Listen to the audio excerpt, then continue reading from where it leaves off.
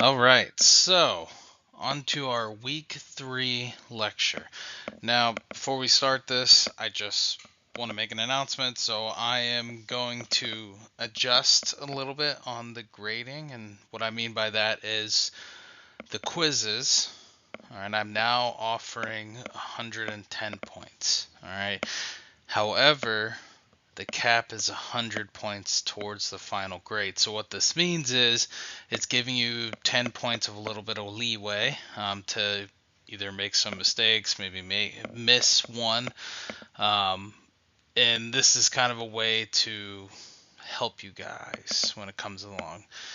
Now, when I'm saying I'm offering 110, I'm saying it's 10 points of a little bit of assistance. However, it caps at 100. So if you end and you get 107 points, it's only going to go as 100 points onto your final grade. However, if you get it end of the grade year and you have 97 points with that little bit of assistance, then you'll get a 97 points put onto your final grade. Okay, if you have questions with that, let me know. But this will kind of help you guys a little bit. All right, so going on to the endocrine system, I'm sure you've all heard of it. It's just a systems of organs, glands, this whole system that's working together, and its main goal is to secrete hormones. Okay, so secreting them through what is known as a hormone secreting cell.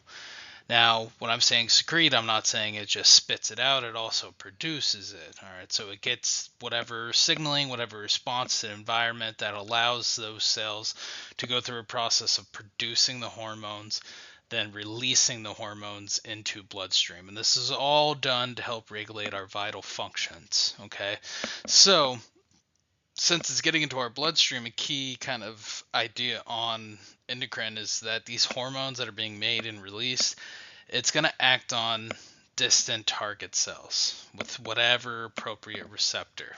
All right, so if you remember, receptors just those membrane proteins that identify a certain protein or lipid or whatnot to help cells know what's going on and signal.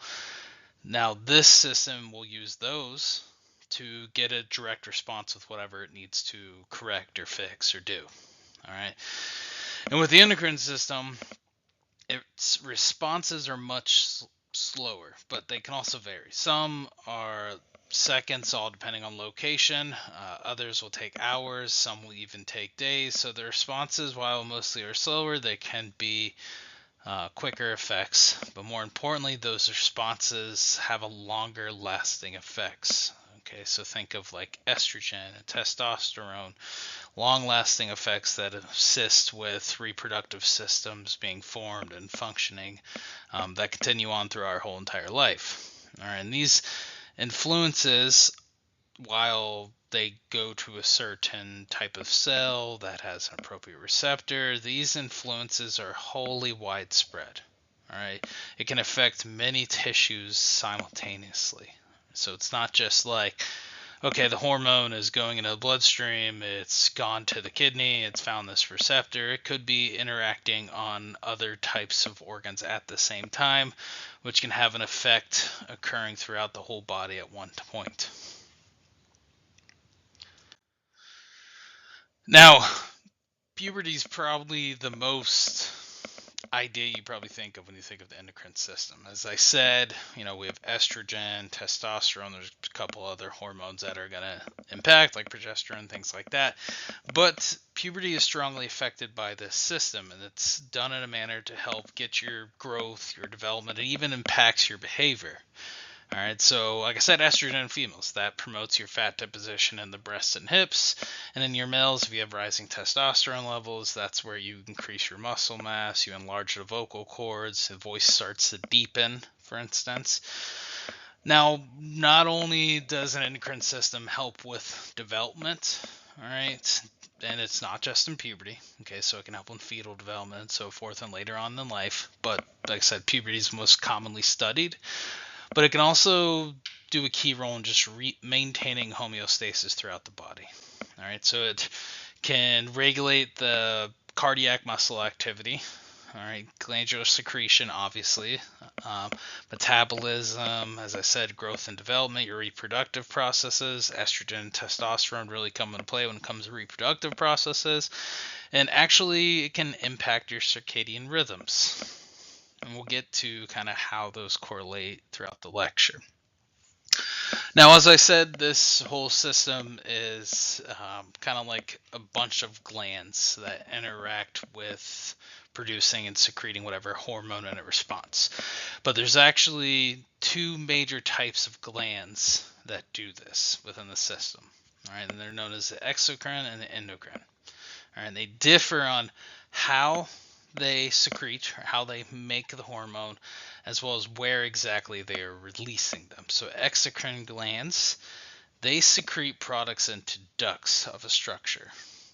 And ducts carry whatever secretion is occurring to where it needs to go, whether that be its body cavities or organs, even if it goes to external body surfaces. You see this a lot with our sweat glands, right? External body surface, our oil glands, external body surface, as well as mucus and digestive glands that help with creation of our acidic production when it comes to digesting our food. Now, endocrine glands, these don't have ducts, so that's one of the key differences there. Exocrine goes into a duct, endocrine goes ductless, so it has no ducts. This secretes into the interstitial fluid. All right, so since it doesn't have the ducts to go straight into the bloodstream, it goes into interstitial fluid. Once it's in there, hormones diffuse into the blood capillaries. All right, so this is how it starts to get into our bloodstream instead of an exocrine going straight into it. And once it's into the blood capillaries, it's then allowed to travel through bloodstream to go and hit whatever target cell it's got to do, whatever target cell that has a receptor. And so it heavily relies on blood transport. That's how it gets to where it needs to be. It's not just going through a duct system. Okay, so because of this, these glands, endocrine glands, they are commonly associated with being highly vascular, and they are effective even though hormones can circulate in very low concentrations. All right, and so the major ones when it comes to these guys is like your thyroid, your pineal glands, your pituitary glands, probably some of the ones you've heard the most.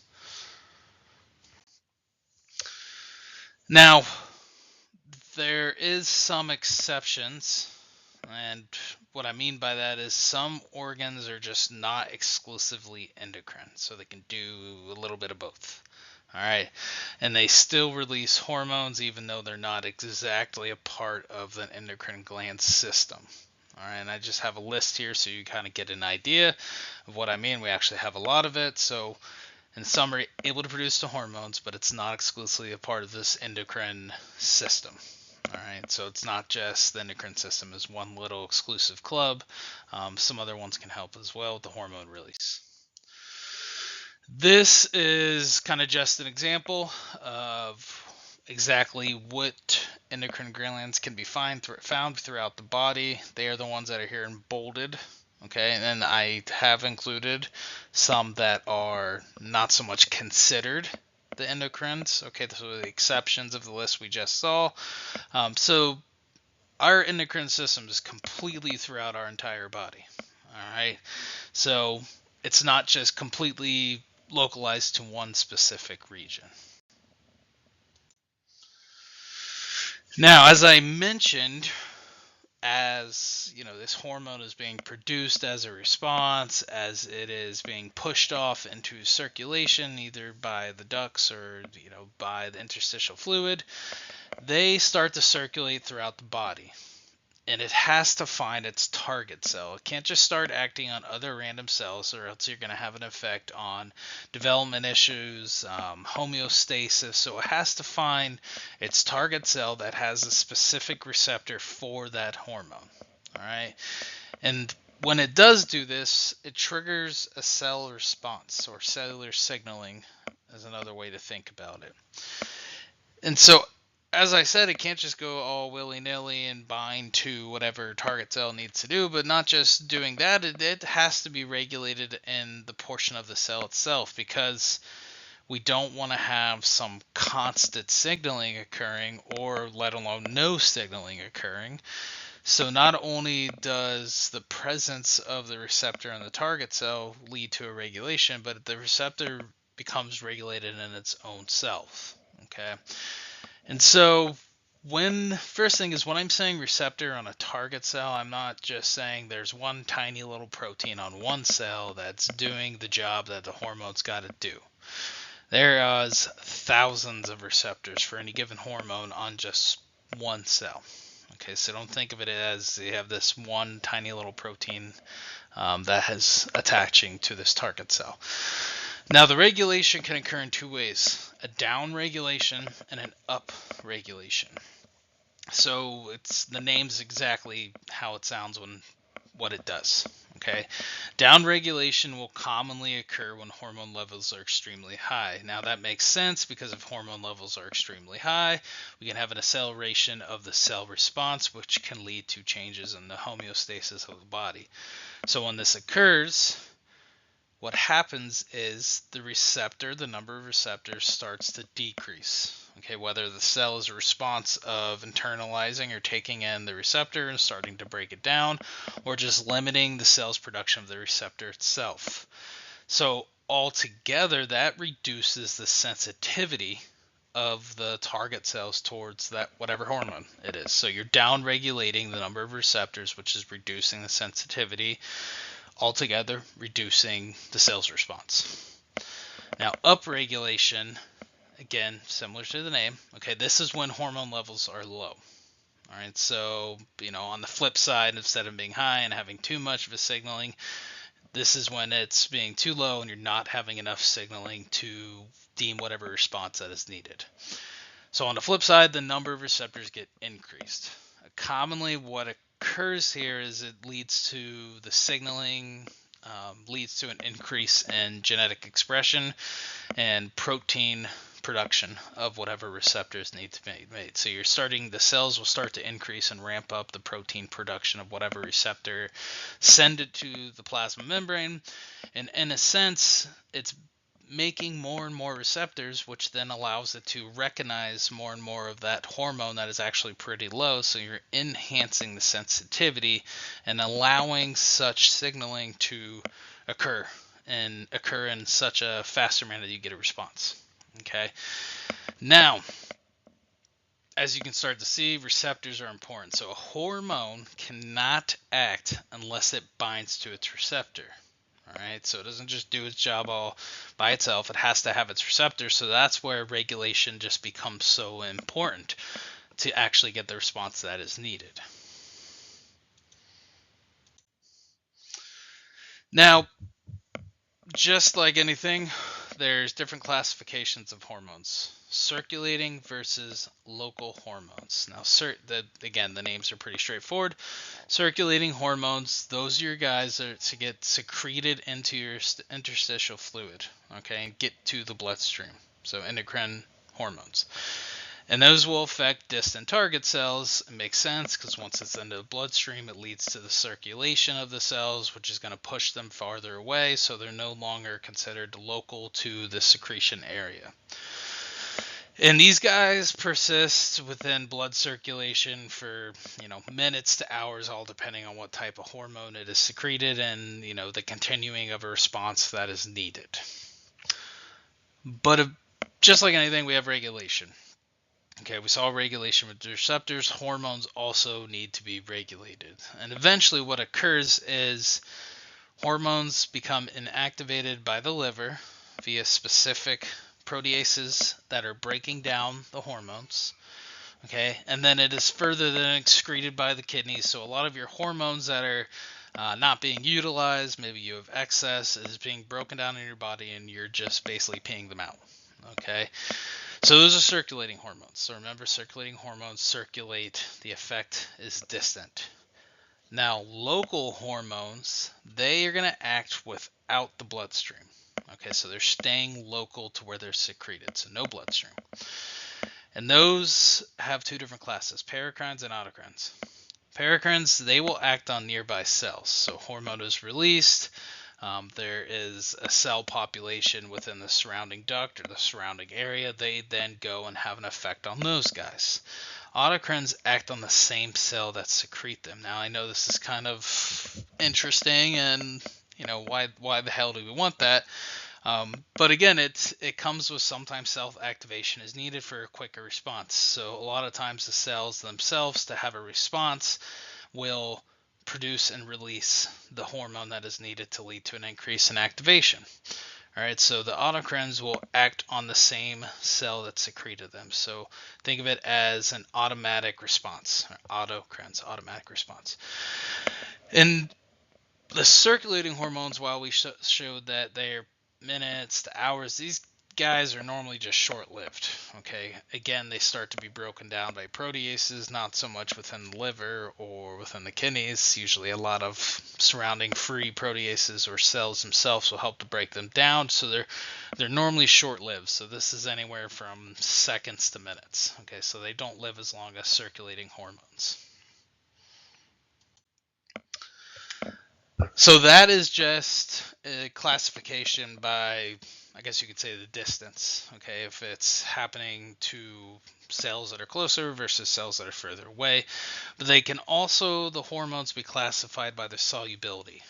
Okay, and solubility is really going to determine how they act, how they will be administered, if they are able to flow through the bloodstream. So it really can impact how exactly these hormones are going to be administered. And they're broken up into a couple classes. One, you have lipid-soluble hormones. Okay, so if you think about lipids, remember our plasma membranes of our cells are made by lipids. So because of this hydrophobic quality, all right, what it's allowed to do is that hormone can actually cross the cell membrane. It can bind to intracellular receptors. So if you remember those receptors within the plasma membrane, so it can cross or interact with the receptors, and as a response, it's normally altering whatever gene transcription is needed. So for instance, testosterone interacting with its receptor allows it to increase genes that are correlated with cellular differentiation or making the cells that will need it for development, as well as changing transcription to allow the cells to divide more. Effects of these guys, okay, because their properties are slower, but they have longer lasting effects. So it's going to take a little bit for the effect to occur, but the effect of the hormones interactions are going to last longer than the other classes will. So these, just as examples, steroid hormones, thyroid, nitric oxide, and prostaglandins as a classification. Just a couple examples for your lipid solubles. Now, water soluble. Okay, so this is where we get to the big difference. These guys cannot cross the cell membrane. Okay, whereas lipid, because of its hydrophobic qualities, was able to cross the cell membrane. These guys do not. Okay, water loving. Now, instead of being able to bind also to intracellular receptors, they need to bind to cell surface receptors. And why they have to do that is because they can't cross the cell membrane. They can't get into the intracellular receptors or into the cell themselves. So they are just blocked by this fence and have to interact with what's on the outside. So these guys are strictly cell surface receptor binding. And instead of having more of a direct type of effect with either gene transcription or signaling activation, they interact through what's known as a second messenger system.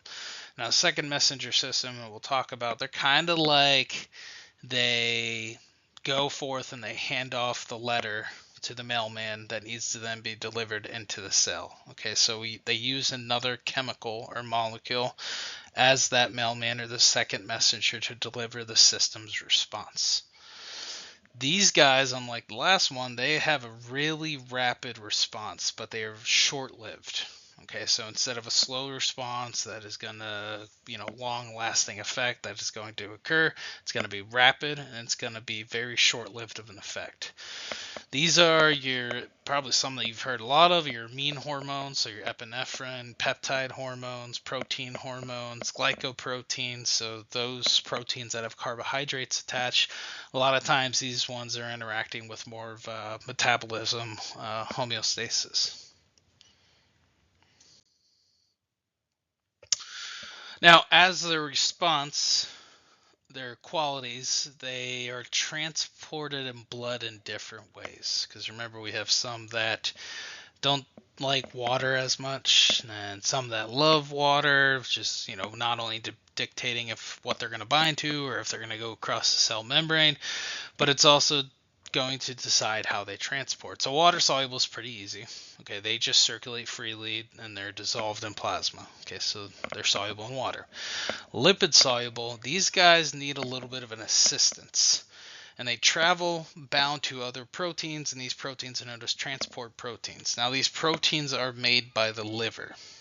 Okay, and what the transport proteins do after they are basically bound, they do a couple things. They increase the solubility in blood, which helps because they don't really have much of a solubility in an aqueous solution. They slow hormone loss in urine. So, as I mentioned, it normally gets broken down and then we just kind of pee it out.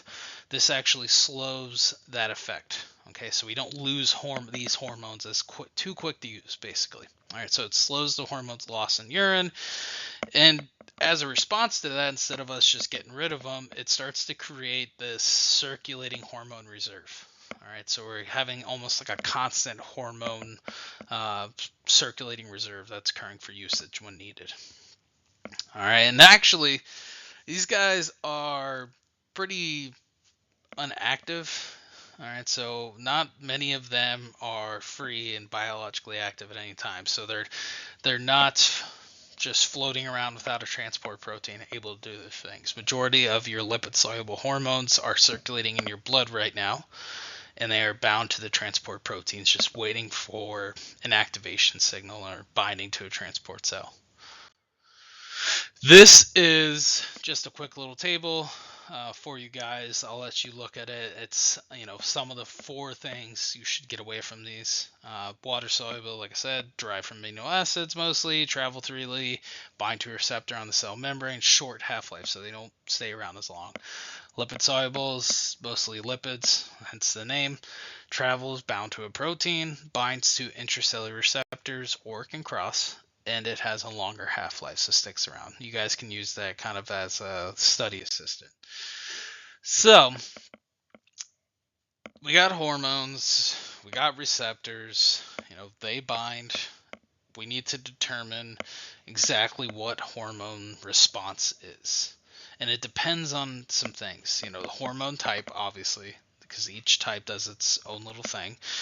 What the characteristics of the target cell are, because if I go to, for say, an epithelial cell versus a stem cell or a stromal cell, those are different types of cells with different types of characteristics. So as a response, they can have a different type of response to hormones, as well as receptor location and abundance. Now, the receptor location within the organs can obviously make an effect, as well as receptor location on the cell, intracellular, or on the cell wall, and of course the abundance, if it's going to have a lot, if it's not going to have a lot. And now it's important to know that hormones don't just work in one way. All right, it's not like, all right, my testosterone hits this pathway, it does this one pathway, and that's it. It's all it does.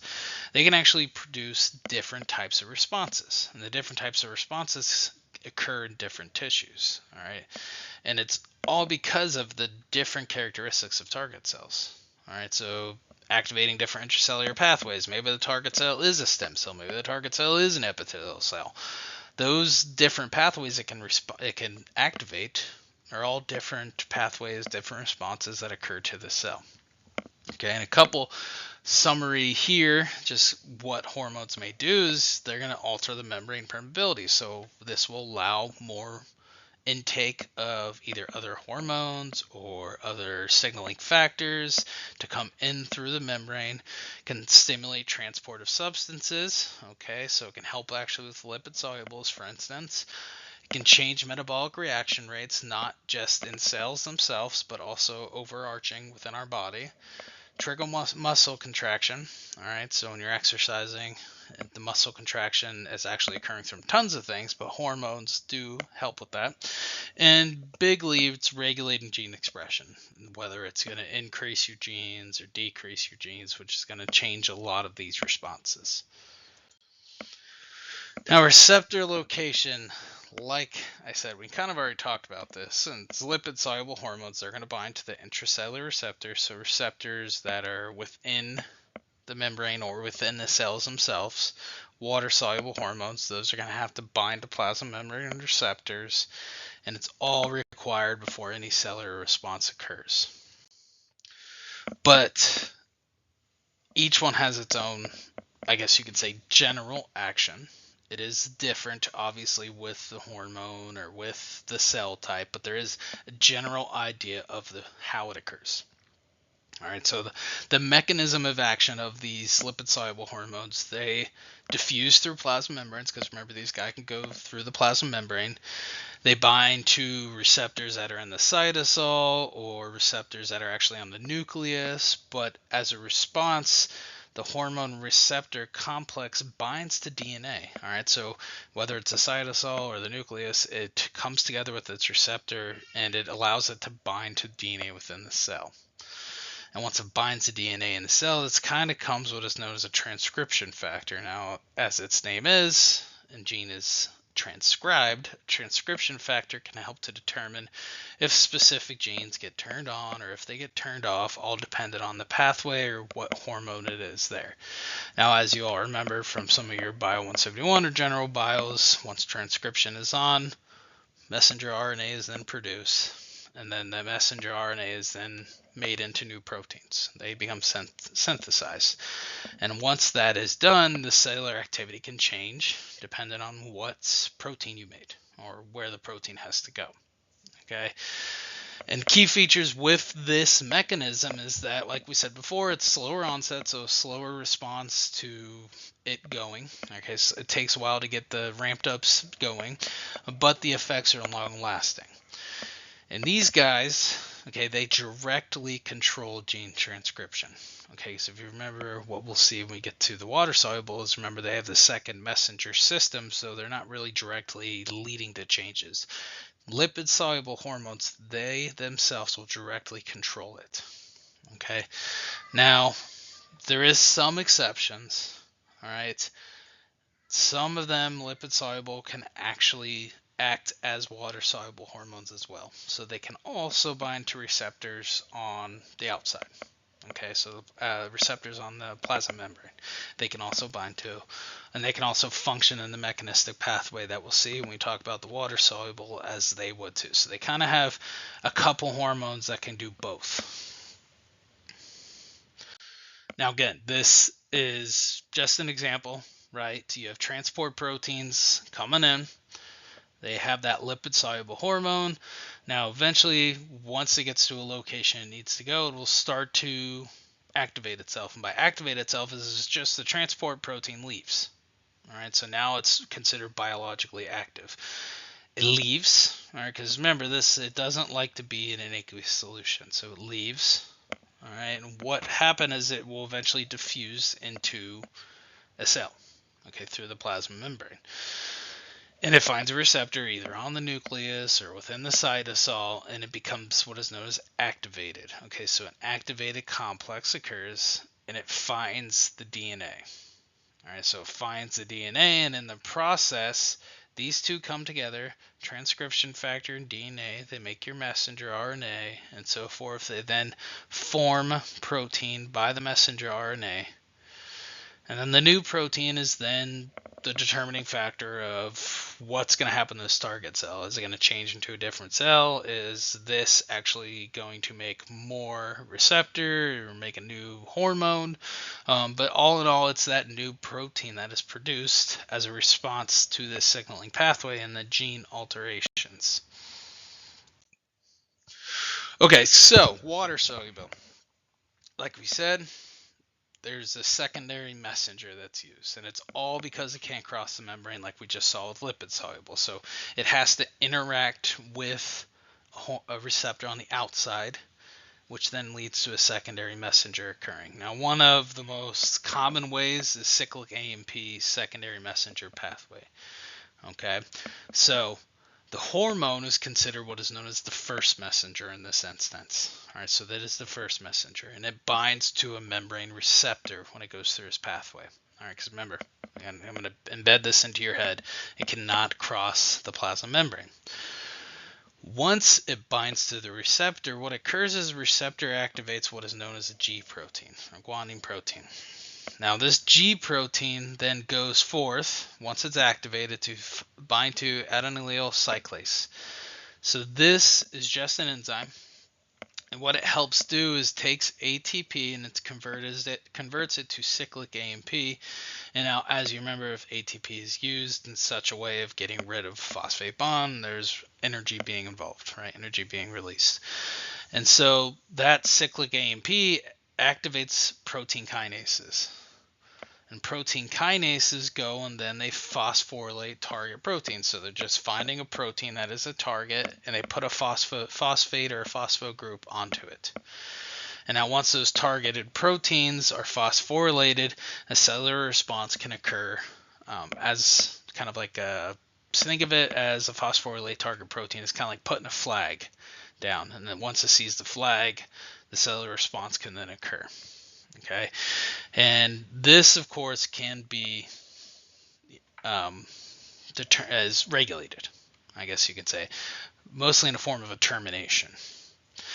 And there's two ways it can happen. Okay, phosphodiesterase, which is just another enzyme, breaks down actually cyclic AMP as well as G protein because they both come together, and it inactivates them, so they can't follow through with the second half of this pathway. All right. And anytime a hormone is released from the membrane receptor, that signaling pathway stops.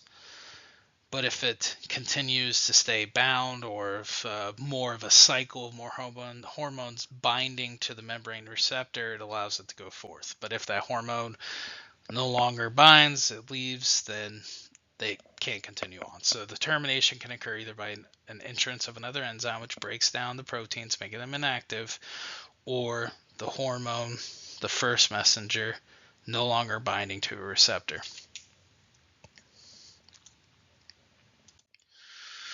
Again, just an example. Okay, now like I have over here, this is cyclic GMP. There's tons of other ones. All right, so this I am using because it's one of the most common ones and well studied. But when you're looking at it, again, these guys, they're following through blood capillaries. They don't need to transport protein. They can diffuse out of the blood capillary. They cannot cross the plasma membrane, so they have to bind to a receptor. All right, and this receptor is associated with what is known as a G protein. Now, when this hormone binds to the receptor, its conformation or structure changes. This G protein becomes turned on, becomes active, which then activates this adenylyl cyclase. Okay, so this then interacts with ATP, forming cyclic AMP. Now, cyclic AMP is considered the secondary messenger.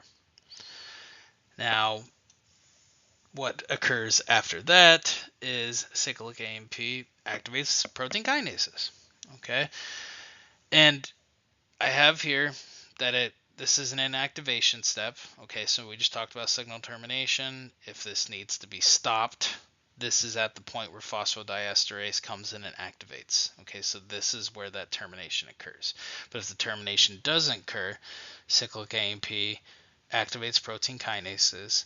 That activated protein kinase will come in, it phosphorylates any cellular protein that is key with the pathway. And in the process of phosphorylation, the phosphorylated protein causes whatever reactions to be produced in the cell.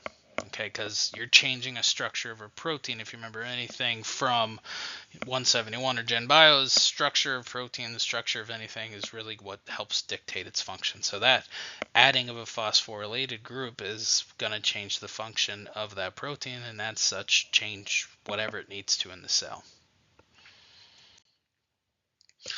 All right, so those guys, like I said, they are mostly just a quick summary of some of the well-studied pathways. There's other pathways. I'm not going to expect you guys to obviously know them all.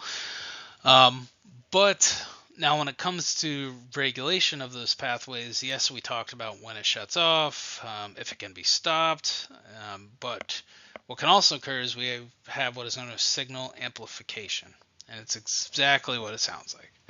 Okay, where hormone signaling can be highly amplified.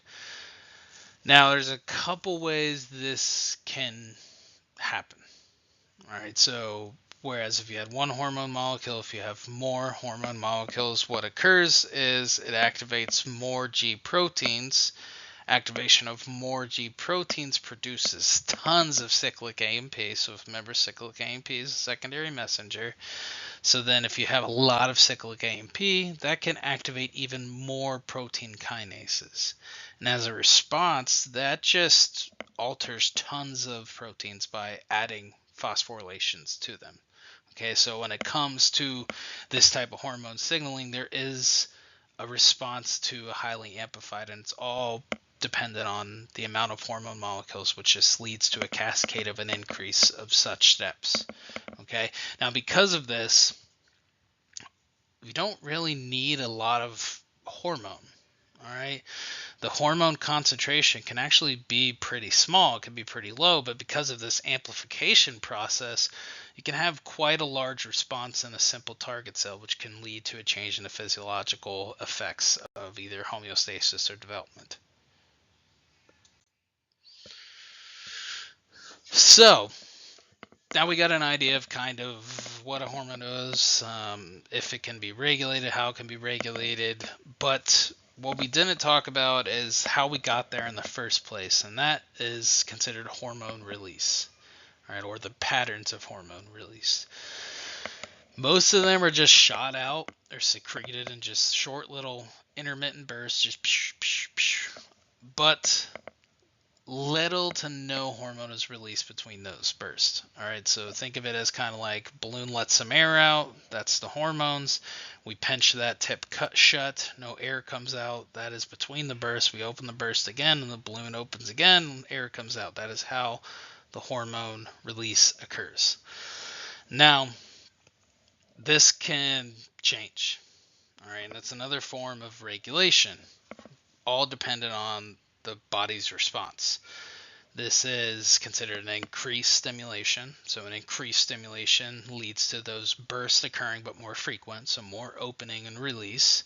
All right, such as if you need to have higher response in cardiac arrest, that is leading to an increased blood hormone level.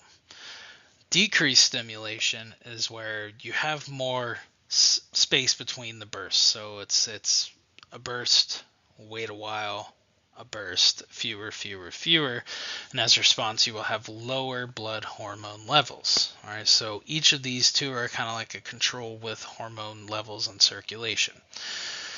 Now, this is important, okay, because it's preventing any overproduction or any deficiency that can help with, impacting homeostasis or development.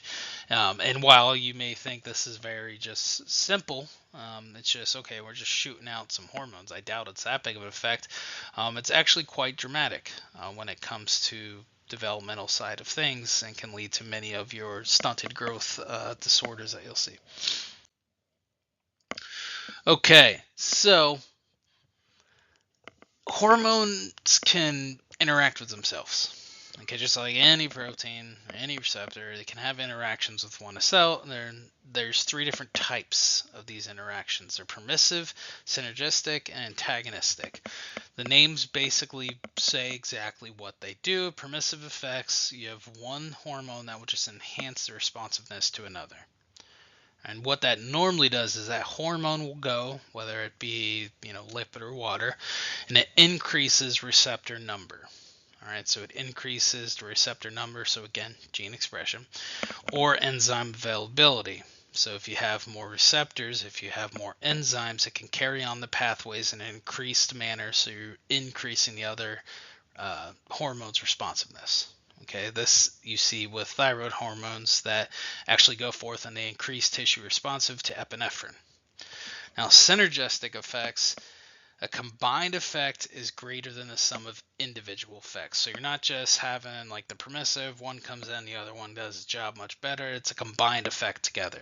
Okay, so this is when hormones activate similar signaling pathways. So not so much two hormones activating different signaling pathways, but if those two hormones go down a similar signaling pathway. Okay, and this is a response you get when your body is having a metastatic response to increasing blood glucose together. There's several hormones that can go down a similar pathway, which leads to an increased blood glucose response. Antagonistic effects, pretty straightforward. One hormone will oppose another. Okay, so one hormone will go and it'll either decrease the enzyme availability, the receptor number, and it may even activate any type of pathway within the cell that opposes its response. Okay, so if I have activation of a pathway in a cell that leads to, increase of this gene, another hormone can come in and lead to a similar pathway, but the end point of that pathway is that it actually stops that gene from being expressed. So that's just opposing the pathway that the one hormone did. Okay, and this is similar to glycogen synthesis, and one hormone promotes it, and another hormone promotes the breakdown. All right, so a lot of times antagonistic actually kind of uses itself as kind of like a regulation effect when it comes to pathways. Okay, so if another hormone can be produced and secreted in response to a different one.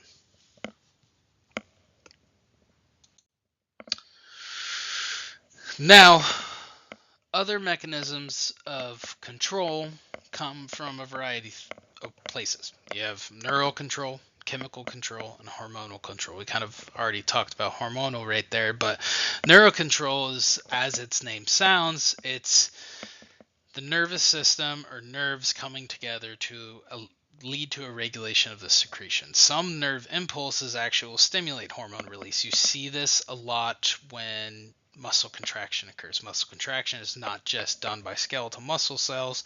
As we talked, it's a lot of hormone response, endocrine system, as well as nerves firing. Okay, so the neural control can assist with that. And as such, it's really rapid and it has short-term responses. And nerve firing is crazy fast, right? We have so many nerves firing right now.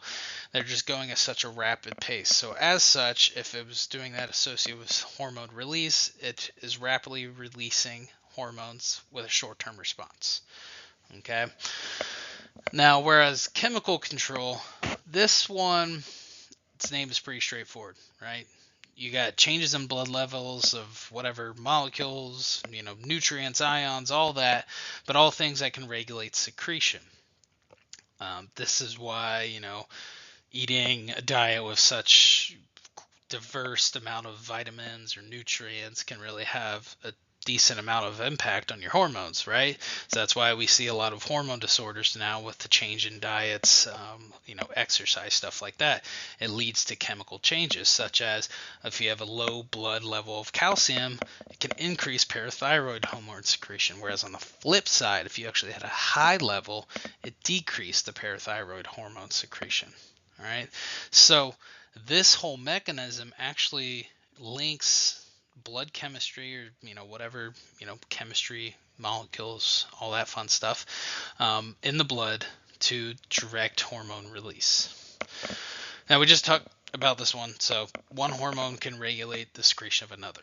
All right, and like I said, this can act as kind of like a dampering down the effects of one hormone.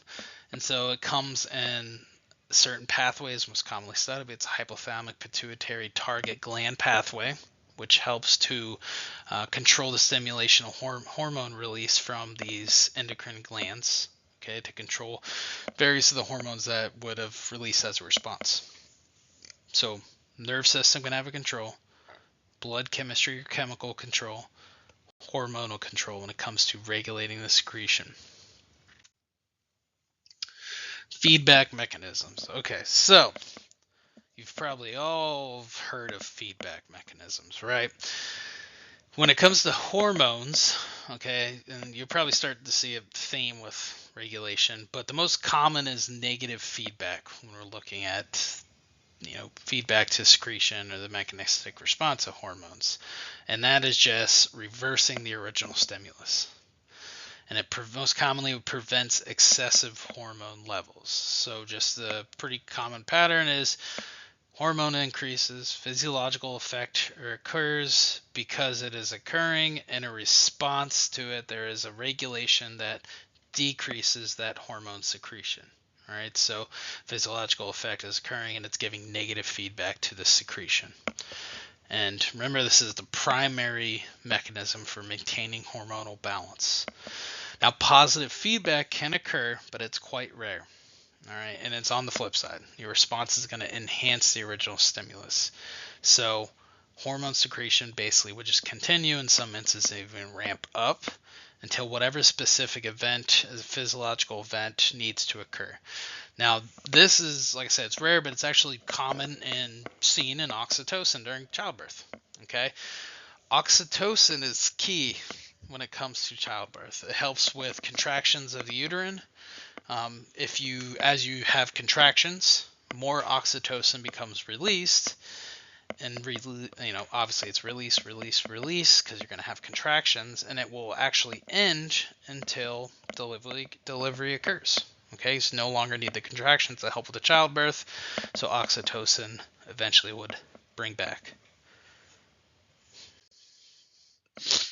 Now, as I had kind of mentioned, when it comes to control, the nervous system basically plays a role in almost everything. But the hypothalamus and pituitary gland are what is known as the neuroendocrine axis. Okay, so hypothalamus, that's just a primary link between the nervous system and endocrine system. So think of it kind of as the bridge, all right, that brings the nervous system together with the endocrine system. Now, you probably think of pituitary gland as the master gland, okay, but it's actually not. It's actually controlled by the hypothalamus. I think it's just, for whatever reason, pituitary gland is like the sex appeal name of the endocrine system, but it is actually controlled by the hypothalamus. Okay, but together they actually regulate a lot of things such as growth, metabolism, stress response, homeostasis. And now a quick little review of the anatomy. Okay, pituitary gland, they're actually pretty small. Okay, it's just pea size, located, and we'll see a little picture of the sphenial bone and connected to the hypothalamus by the infundibular stalk. Okay, and you actually have two distinct lobes, anterior and posterior. Anterior is more of your glandular tissue, whereas your posterior is your neural tissue. This is just a quick little picture to kind of show you exactly what it looks like. They made the blow up make it look huge, but it's quite tiny. And you have your infundibular stalk, okay, so the connecting piece, all right, hypothalamus, so again, connecting the neural tissue with the endocrine system, okay, and we'll get to what these veins are and what these veins do in a minute, but just an idea of the anatomy and the location, okay. Now, like I had said, they are the connecting portion. The hypothalamus is the connective portion of the nerve system.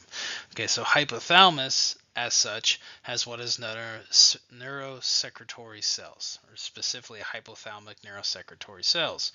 Okay, so just nerves that secrete in the hypothalamus. All right, and what can happen in response is they can release hormones or they can inhibit hormones, but as such, they come from the hypothalamus and they leave into what is known as the superior hypoglossal artery. Okay, so they go basically into an artery for blood flow or diffusion. As such, This artery pathway is associated with the posterior pituitary, the pituitary gland. Okay, and then in response, those hormones can travel through such an artery pathway and get to the anterior and interact with any type of hormonal secretion that may be needed, like growth hormone, for instance, as you can see listed down here. Once that interaction occurs and the directed hormone is then produced and secreted, it leaves out of the vein and goes off to where it needs to go. Okay, it's already in the blood. It just continues on to where it has to go and to where the target cells are. So each one of those portions has a job. You kind of saw the travel and all that fun stuff, but they each have a job, and as the picture is showing, it's kind of associated with exactly what is done, where the arteries were and weren't. And now the anterior, since it's where the arteries were, it actually helps with a lot of the synthesizing of whatever hormone and the secretion of the hormones into where it needs to go. Okay, so now the anterior, while it's its own little compartment, the pituitary gland, it actually has its own parts. And now this two parts are in the adult. Okay, so we don't have this when we're younger. But they are separated into a larger portion as well as a sheath that is just around the stalk that we see.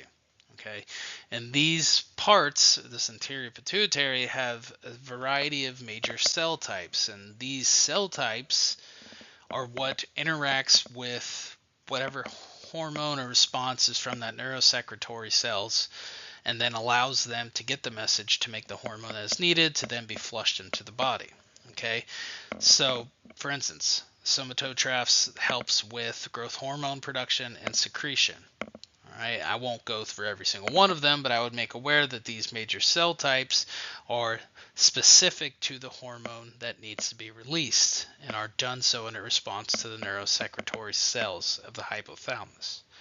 Okay, now these guys are also lead to what are known tropic hormones. And so tropic hormones, they don't really have much of effect outside of the endocrine system. They actually do most of their impact within the endocrine glands, within the endocrine system. Okay, so this is where it comes more of kind of like a regulation or negative feedback, positive feedback with hormone interaction. Okay, so this is where it can come from as well, anterior pituitary gland.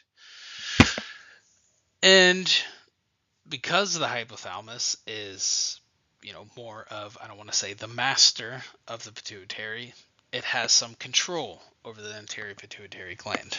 And it can lead a lot by whatever hormone it is secreting, whether it's growth hormone receptor hormone leading to increased growth hormone. As you will see, a lot of the time it is the receptor hormone that is being released, but we have a variety of hormones that lead to eventually the increase of the anterior pituitary. Okay, so we have releasing hormones basically that the hypothalamus can release. Now, not just releasing hormones occur, but we can have inhibiting hormones. All right, I only have two here as an example, but for instance, dopamine can be released, and it actually reduces prolactin as a response from the neurosecretory cells.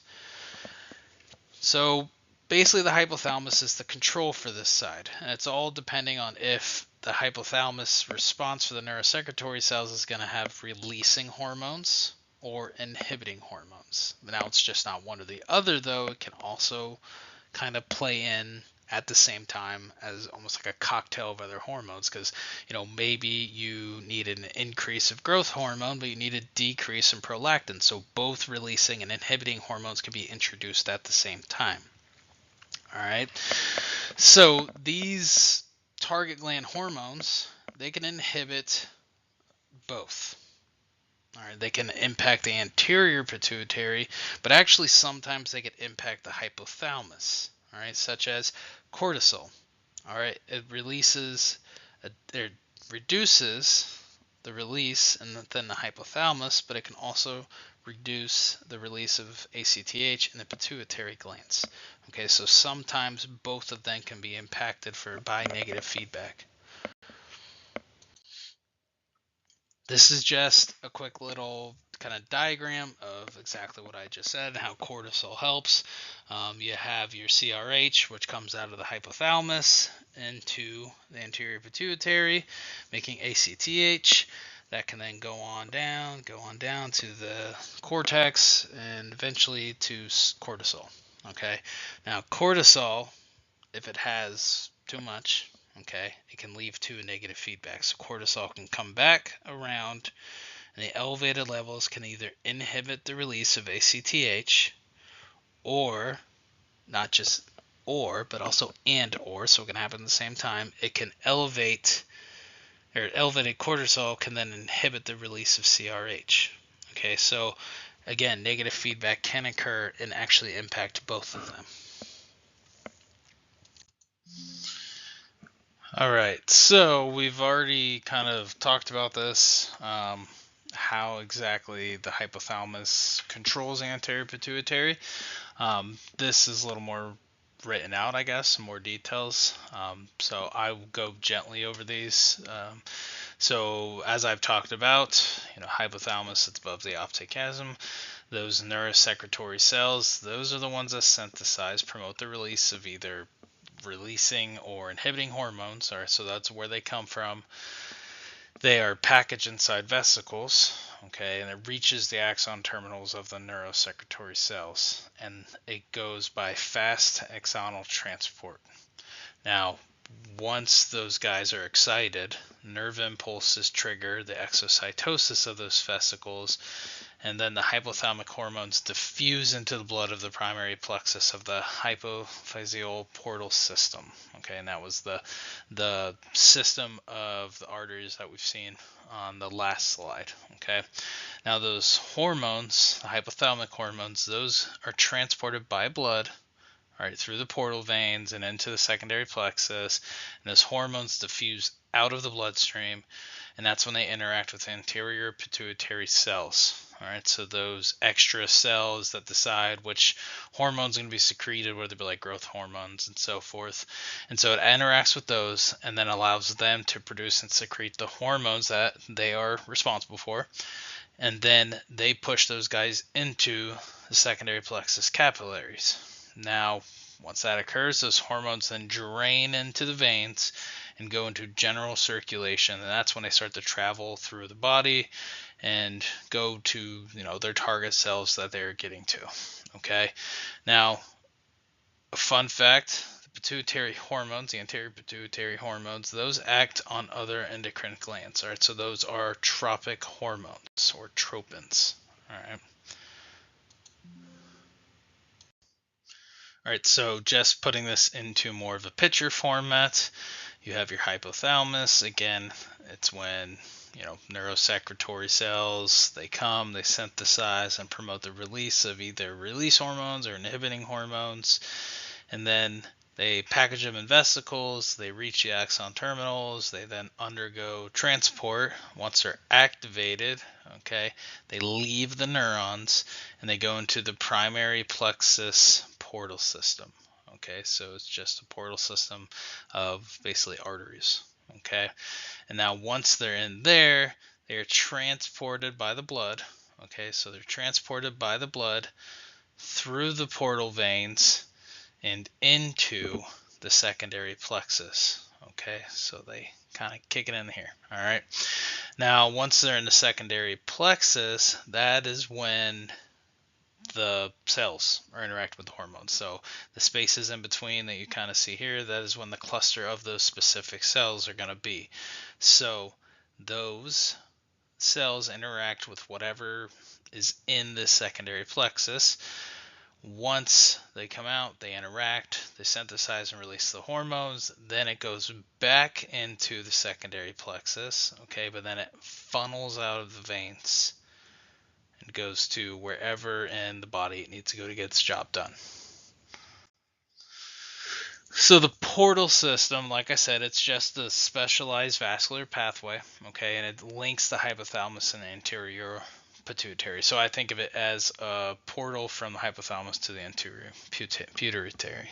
Okay, so this is what allows those hormones to actually reach the target cells and avoid dilution in the circulation. Okay, because if we didn't have the system and kind of did a loop around through circulation, what would occur is that the concentration of those hormones would be diluted, which would affect the rate and response time of those hormones. However, if it has this portal system where it's kind of like walking straight from a line to the other side, it doesn't have that effect of going into circulation and then dilution to occur, which would affect the response time. Okay, and so what the method for this is pretty similar actually. What we saw is that the superior hypophyseal arteries, or the carotid arteries, they're going to bring blood into the hypothalamus. Okay, and the arteries are what divide the primary plexus of the hypophyseal portal system.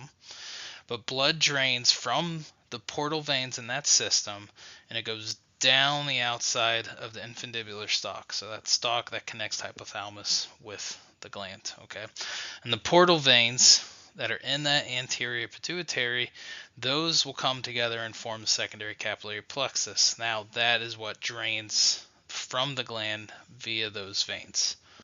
Okay, so like I said, we kind of brought it up. We talked about it right there. You have your primary plexus, right? Okay, so it comes in, goes down the infundibular stalk, eventually going down the anterior gland, into the secondary system and out the veins. Okay, so it's just the flow of the blood or the hormones that we just discussed. One of the most abundant anterior pituitary hormones is growth hormone, which I'm sure you've all heard of. Now, growth hormone has some indirect and direct methods that it can impact us. Indirectly, it changes our tissue growth by insulin-like growth factors, so IGFs. It can directly impact our metabolism, so indirectly it can mess with our bone and soft tissue growth, our protein synthesis that we need for such, our directly can impact our fat metabolism, our ability to take up glucose, and it can basically be regulated actually by internal and external sources. Okay, so obviously it's very important because growth hormone just impacts so much, and it's definitely key when it comes to us developing at a younger age. All right, so it has some internal ways. All right, so it's GHRH, which is increased with growth hormone, and then GHIH, which is reduced when there's growth hormone. Okay, now to increase growth hormone, it's associated with like deep sleep, exercise. All of this is shown to increase. It makes sense when you're exercising because you have soft tissue growing. Low glucose internally can also impact if it's going to increase, whereas on the flip side, if it's going to decrease, high glucose. Definitely aging. Aging reduces a lot of these anterior pituitary hormones, which is why a lot of hormone therapies are needed as we start to age, as well as obesity. And obviously, we all know obesity has a pretty big impact on the endocrine system. Now, the interior side. So, this is just a summary of exactly how things can be regulated. We see, at the left hand side, this is more of the things that increase growth hormone. Okay, this is more of the stuff that's going to decrease growth hormone, and each one of them impact different things, right? So what's going to increase it? GHRH will increase. Okay, and the long-term process of this is the neurosecretory cells release. They go to growth hormone, being increased production as well as secretion. That makes its way to the liver, bone, skeletal, muscle, and cartilage. That's your bone, soft tissue growing. Also as a steer off, metabolic effects as we talked with direct. But eventually this all leads to insulin growth factors being produced throughout the development. Okay, and that's actually what leads to efficient growth of all the tissues. Now, like anything, there is a negative feedback. So those IGFs, they actually impact more of the negative feedback. And it goes actually back, like we discussed way back, to both the pituitary glands and the hypothalamus. So it can either reduce the secretion of growth hormone or reduce the secretion and production of GHRH. Now, on the flip side, decrease wise, actually GHIH is produced and released by the neurosecretory cells. It gets into the anterior pituitary, and it's pretty straightforward. It just doesn't produce or secrete growth hormone. So basically, it doesn't do exactly what would happen on the left side we just discussed. Okay, so there is some other key anterior pituitary hormones. Those that stimulate thyroid hormones. We help them to regulate gamete production, sex hormone secretion, prolactin. You've probably all heard of prolactin. More of our milk production. Okay, and interestingly, it's actually inhibited by dopamine. But prolactin is huge, obviously, and very important when it comes to breastfeeding, as well as some that can impact our stress. So stimulates cortisol secretion during our stress, and that's more of like your stress response. Okay, so that was all anterior pituitary. Now, posterior pituitary is more of for storage and release only. All right, so anatomy wise, it's got two parts again, all right, in the adult, just similar to the anterior had. Okay, so we still have the infundibular stalk, and we have a more larger bulbar type portion than what was considered in the anterior pituitary. Now, there normally is a third region when we are developing. All right, so we have a third region while we're going through human fetal development. However, it starts to basically form into the larger portion of the posterior pituitary as development occurs, and it's basically it's not there when we're adults after development. Okay, it kind of forms in together. Now, anterior pituitary, that was the synthesizing portion. All right, so no synthesizing portion occurs here. This is simply just like a storage a little area, okay? Nice little U-Haul container. So it stores the hormones that are actually made in the hypothalamus. And this is like oxytocin, the antidiuretic hormone, ADH. And it also helps with hormone transport. So they both do some form of hormone transport, whether it be secretion or just general transport.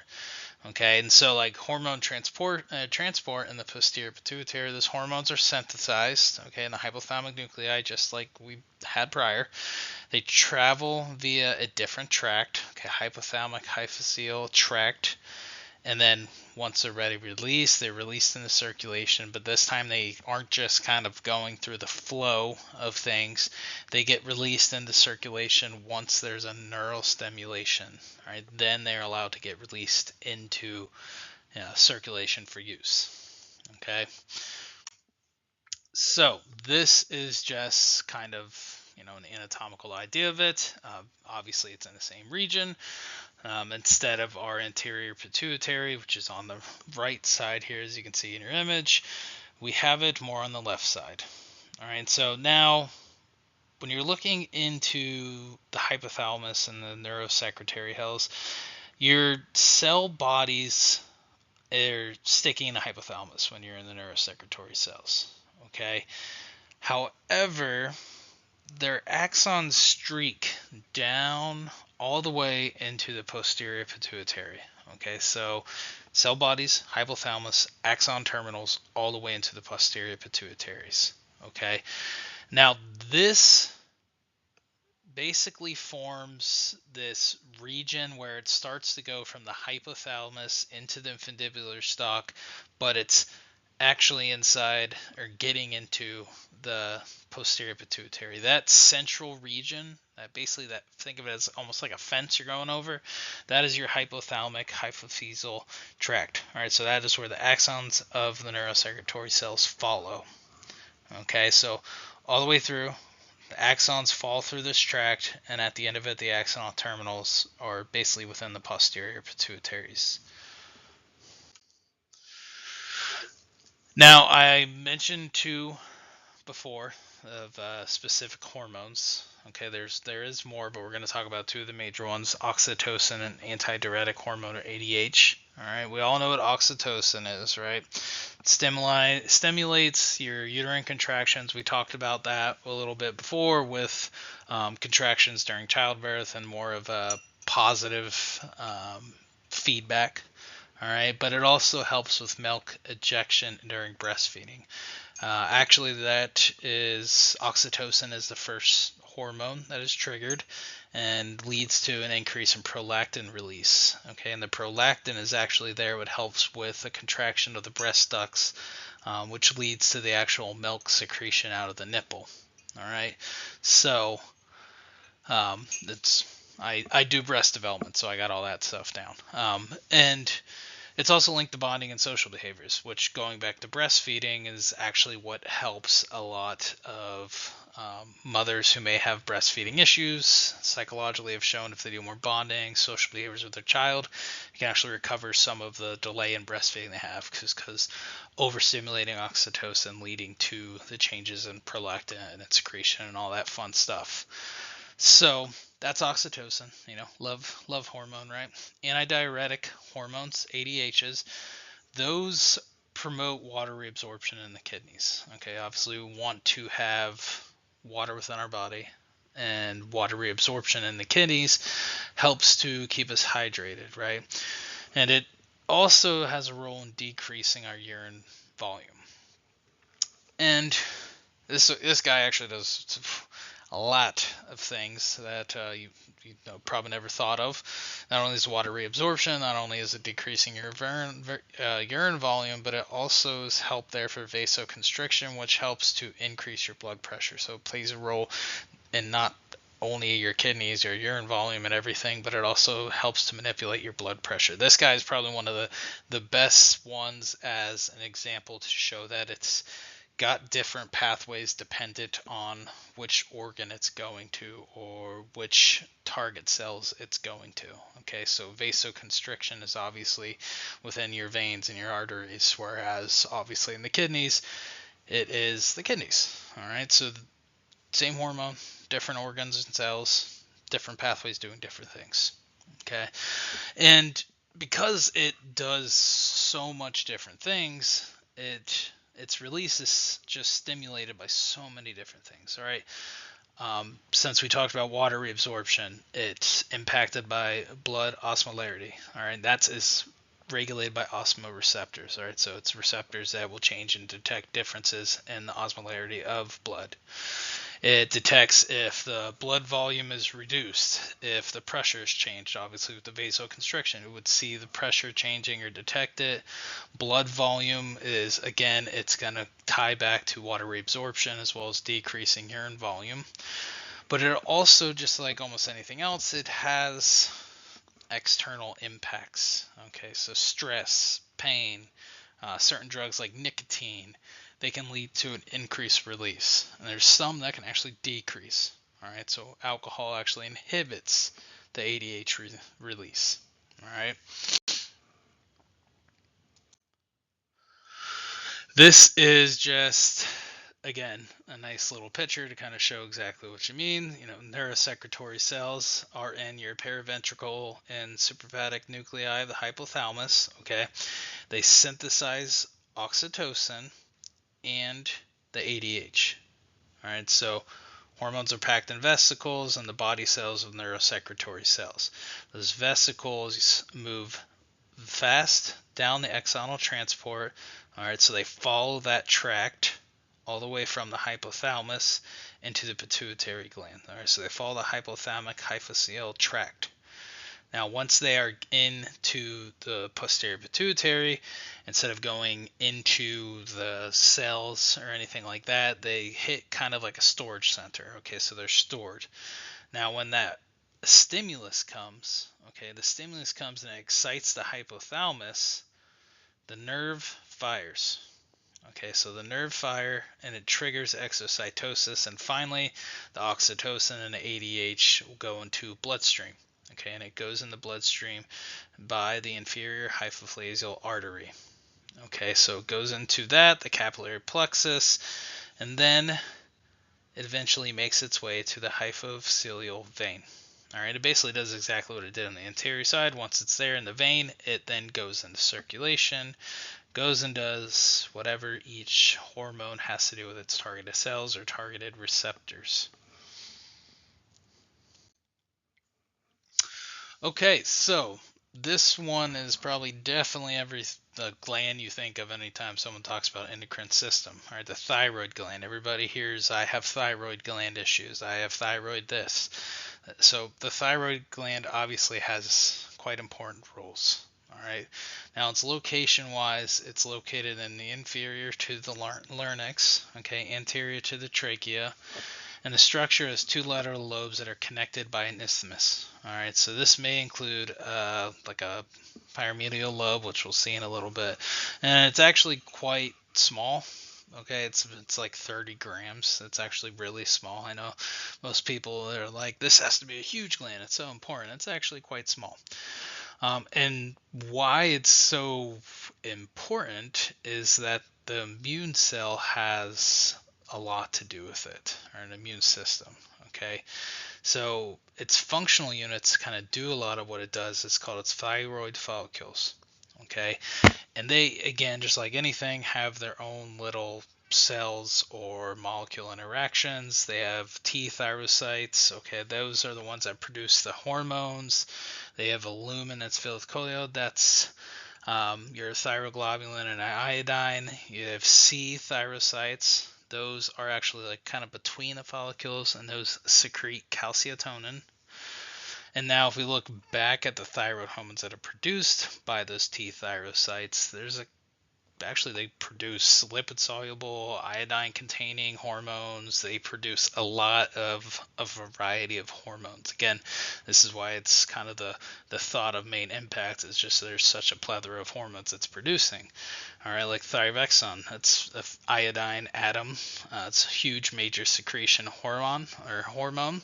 All right, then we have a T3, which is basically three iodine atoms. That's more potent, okay, but has very similar secretion level.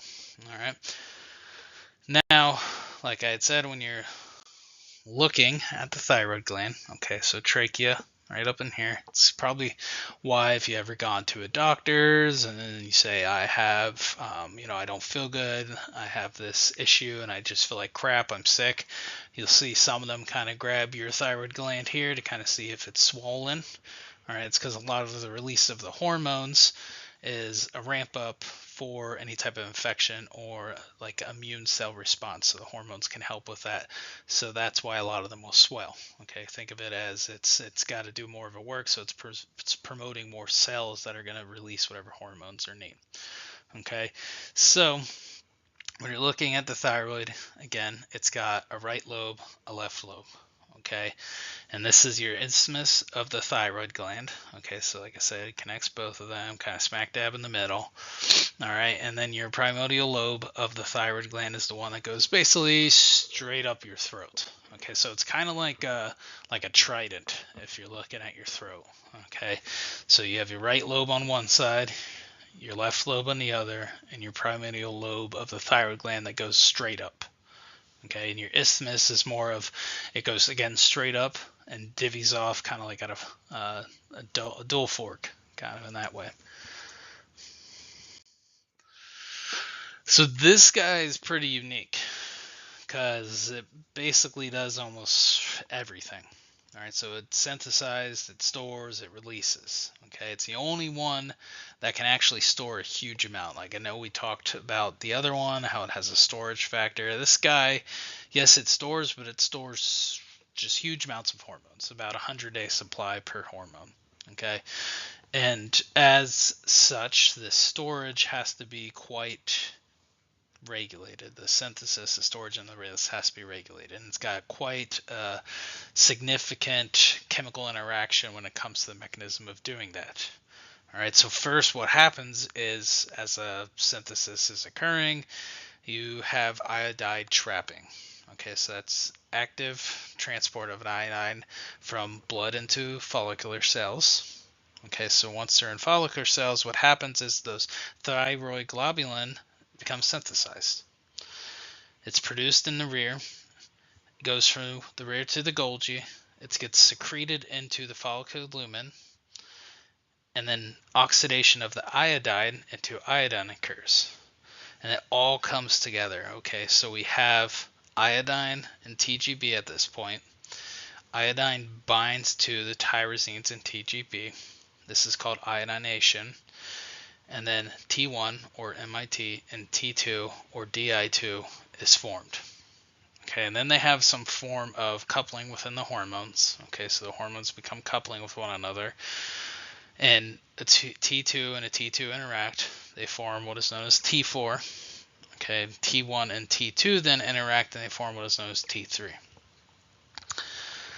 Following this coupling, pinocytosis and digestion occurs because colloids re-enter cells. TGB is actually broken down. And then once that occurs, it can finally secrete. And that coupled T3 and T4 can finally secrete, and they're diffused into the blood. All right, and the transport is mostly done by being bound to thyroxine binding globulin or TBG. Okay, so it's a similar to transportation like a lipid soluble hormone was. I know that's a lot, so we will go over in more of this kind of idea. Okay, so iodide trapping. All right, so you have just iodide in your body. Okay, it's in circulation. Now, what happens is iodine, okay, or iodide trapping, the thyroid follicular cells, okay, so these guys right here, ion follicular cells, okay, they trap the iodide ions. And they actively, so activation uses ATP, transport those guys from the blood into the cytosol of these cells. Okay, so once it is in the cell, what occurs next is there's a synthesis of TGB, okay, or thyroglobulin. So the T thyrocytes that are trapping the iodide, they synthesize TGB, which is a large glycoprotein, and it's produced in the rough ER. Okay, now once it's produced in the rough ER, it gets modified within the Golgi complex and it gets packed in the secretory vesicles. So if you remember back in the days, this is commonly the pathway used for something to get to the plasma membrane. Okay, so this TGB is synthesized, rough ER, Golgi complex into secretory vesicles. So you can already have an idea of what's going to go on with TGB. All right, so once the vesicles undergo exocytosis, so it comes out, all right, what happens is TGB is released into the lumen of the follicle. Okay, so it's released into the lumen of the follicle, and then oxidation of iodide occurs. Okay, so some of the amino acids in TGB are tyrosines, so they will become ionation or iodated. Okay. And basically what occurs is a negatively charged iodide ion cannot bind the tyrosine unless it undergoes oxidation. So iodine has to undergo oxidation. Okay, so as it's being oxidized, it passes through the membrane into the lumen of the follicle. Okay, so it gets to here, can't come out until it binds to iodide. So oxidation has to occur for it all to pop out. Okay.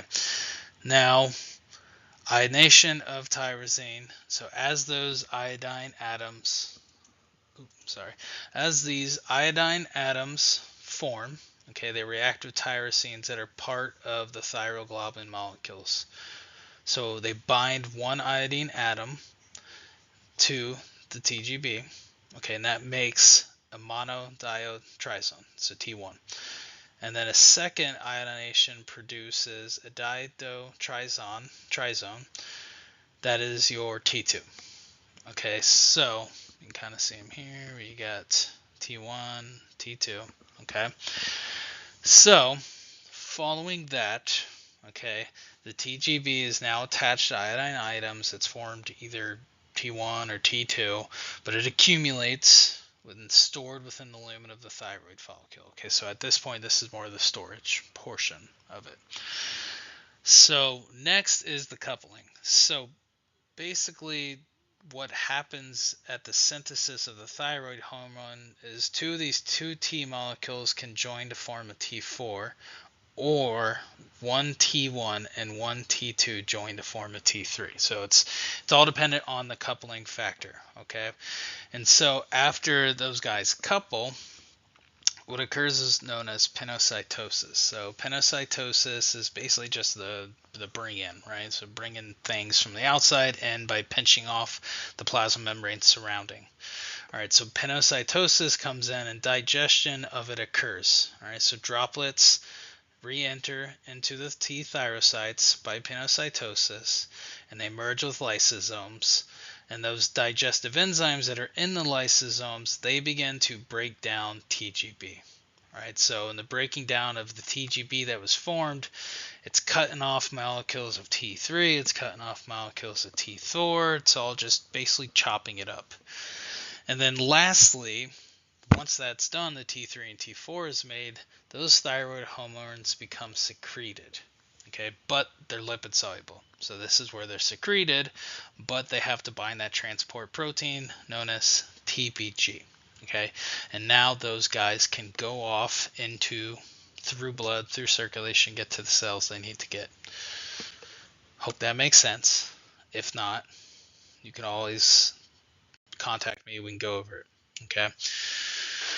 Actions of thyroid hormones. Okay, so thyroid hormones, they affect nearly all body cells. Like I said, this guy is pretty important. So it affects all body cells, and it's always with the altercation of gene transcription. Now, three of basically the main ones it does, or large ones it does, is it impacts our basal metabolic rate. So it's just our baseline metabolism. It enhances our permissive, okay, our catecholamine effects, and it's also essential for growth and development. So basal metabolic rate, it impacts ATPase activity. So if you remember, it's what makes ATP, so it impacts the energy that is being produced in our cells. It can lead to changes in mitochondria number, and also enzyme activity. So if you remember, those guys are extremely important for our metabolism of cells and how they function. And of course, since it impacts ATPase, it impacts the ATP use, which can change the production, such as heat production. That's how you get your calorigenic effect. Now, the permissive side of things, it can impact receptors, okay, which impact other pathways. Okay, right? Because the amount of receptors and type of receptors can lead to changes. And in this, it upregulates what are known as beta androgenic receptors, and these guys can interact with a couple proteins as well as other hormones, but they're very common with blood flow, heart rate, your ability to contract vasculature. So this enhances what helps to regulate our basically blood pressure, contractibility, vascularness of our body. Now, growth and development is probably the most common one that you probably associate thyroid hormones with, okay? And that's because almost every single type of developmental stage, it plays a role. And it also interacts with other ones that play a role, like growth hormone or IGFs. And like I said, it affects everything. So your synapse formation in your brain, any dendritic growth of the nervous system that is correlated by thyroid hormones. If your bone is growing, as ossification occurs, that again is thyroid hormones. It's commonly required if you're, like I said, you're going to have growth hormones or IGFs carrying out their function. And it's, like I said, it's important. It's usually what I always go to. And so a good examples, if there are deficiency in infancy with thyroid hormones, that's when sometimes you can get intellectual disabilities and stunted growths. So why this is not only is it essential for growth and development, but the stunted growth comes from changes of these thyroid hormones not able to have the assist with the effects of such things like growth hormone, which is then so impacting skeletal system formation. Now, thyroid hormone secretion needs to be controlled just like everything. Okay, and each of them, of course, has its own system or axis, right? Fun to memorize. This guy is regulated by the hypothalamic pituitary thyroid axis, or HPT. Okay, and how it basically does its thing is if there's a low T3 or T4, so those endpoint thyroid hormones, or any type of low metabolic rate, what happens is TRH is produced in the hypothalamus. Now, TRH leads to TSH release in the anterior pituitary. Okay, so we're in the hypothalamus, now we've gone to the pituitary, so this is the axis starting.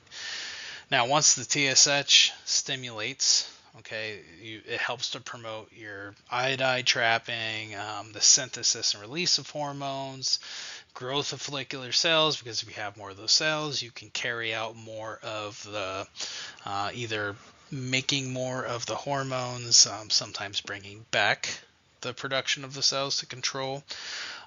But again, this then needs to be controlled back, right? It's all biology is nothing but controls, right?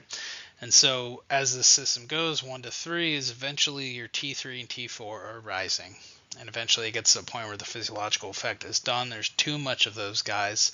So they come back and they do negative feedback on both the TRH and TSH. And you start to see a pattern where if there's negative feedback and the hypothalamus and pituitary are kind of together with it, both of them are going to get impacted with the negative feedback. Okay. And so a lot of this is kind of there to help with a shock response. Okay, I mean, yes, it happens in general, just a single control and disease can impact this as well, but a lot of it's for a shock response, such as intense cold exposure, hypoglycemia if we're exposed to high altitude, pregnancy, because believe it or not, pregnancy is a strong shock to the body. So a lot of this control can change and actually increase secretion if needed.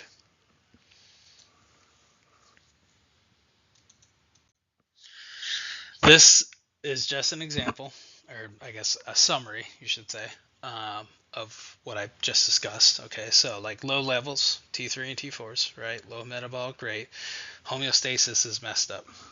All right, so the TRH is produced in the hypothalamus. All right, all the way to the anterior pituitary. There's receptors in the anterior pituitary, interacts with TRH, which then forms TSH. All right, so TSH gets released, and it stimulates those thyroid follicles, all right, and those T thyrocytes, and then that helps to produce more of the T3, T4.